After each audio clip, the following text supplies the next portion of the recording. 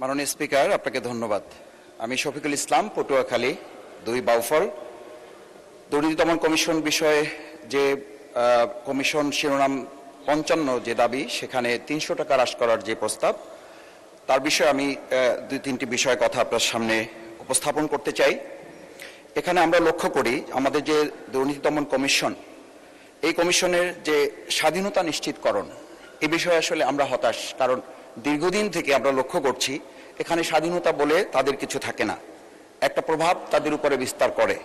Chairman ও commissioner নিয়োগ স্বচ্ছ অংশগ্রহণমূলক যে সার্চ কমিটি করার কথা, সেটিও আমরা লক্ষ্য করি না, বরং পছন্দ আলোকে আমাদের চিন্তা, দৃষ্টিভঙ্গি এবং একটা আদর্শকে সামনে রেখে সেখানে তাদেরকে দেওয়া হয়। তদন্ত এবং মামলা পরিচালনার রাজনৈতিক, প্রশাসনিক অন্য কোনো প্রভাবমুক্ত পরিবেশ নিশ্চিত হয় না। সঙ্গত কারণে কমিশনারদের যে জবাবদিহিতা, সেটিও আমরা লক্ষ্য করি না। আমরা আজকে লক্ষ্য করি যে গতকাল কুমিল্লার একটি বিষয় 300 বিধিতে এখানে আলোচনা হয়েছে, কিন্তু আলোচনা তো হওয়ার কথা ছিল যে পুলিশ পরিদর্শক নোয়াখালীর হাতিয়ায় তিনি যে ধর্ষণের সে অভিযোগ পরিবারের থেকে করা হয়েছে, সেই বিষয়ে তো আজকের স্বরাষ্ট্রমন্ত্রী আসলে এখানে বিধিতে তার আলোচনা হওয়া উচিত ছিল।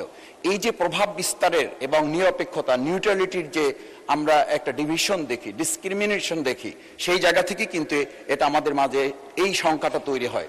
মাননীয় স্পিকার, আমরা আরেকটা বিষয় আপনার সামনে উল্লেখ করি। কমিশনারদের বিরুদ্ধে অভিযোগ তদন্তের জন্য স্বাধীন অভিযোগ মূল্যায়ন বোর্ড যে গঠন করার কথা, থাকার কথা, সেটির ক্ষেত্রেও আমরা খুবই দুশ্চিন্তা এবং উদ্বিগ্নের মধ্যে থাকি। কারণ এই জায়গায় যেটা বলা হয়ে থাকে যে ছোট ছোট মাছগুলো এই মাকড়সার জালে আটকা পড়ে, পোকামাকড়গুলো আটকা পড়ে, আর বড় বড় রুই কাতলাগুলো এই মাকড়সার জাল ভেদ করে এখান থেকে বেরিয়ে যায়।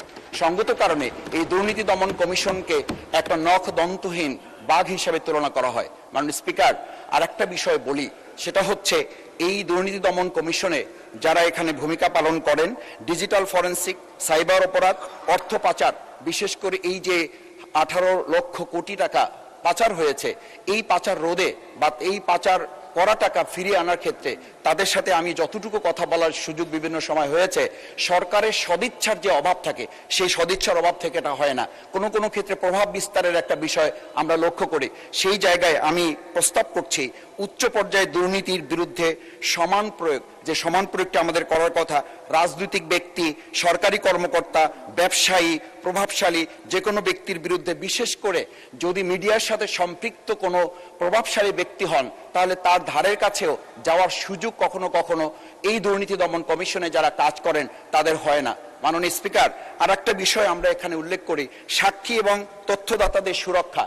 আমরা এই যে প্রভাব বিস্তারের বিষয়টি দেখি যে সাক্ষী এবং সুরক্ষা যারা দিবেন তাদের সুরক্ষাটা দেওয়া হয় না। সঙ্গত কারণে প্রভাব বিস্তার করার যে একটা বলয় আমরা লক্ষ্য করি। আজকে আমরা এটা দেখছি, আমাদের মাননীয় স্থানীয় সরকার প্রতিমন্ত্রী মীর শাহ আলম জনাব, ওনার এলাকার 2টো উপজেলায় কয়েকটা ইউনিয়ন হয়েছে।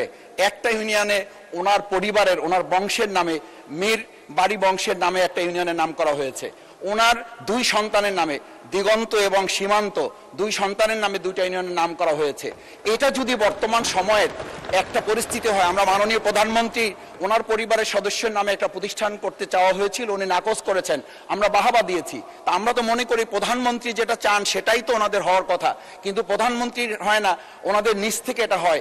এই যে আমাদের প্রভাব বলয় তৈরি করা, আমরা এখানে তো সংশোধনী পাশ করতে করতে অনেক সময় চলে গেছে শুধু নাম সংশোধন করতে, বিগত ফেসিস সময় যেগুলো হয়েছিল।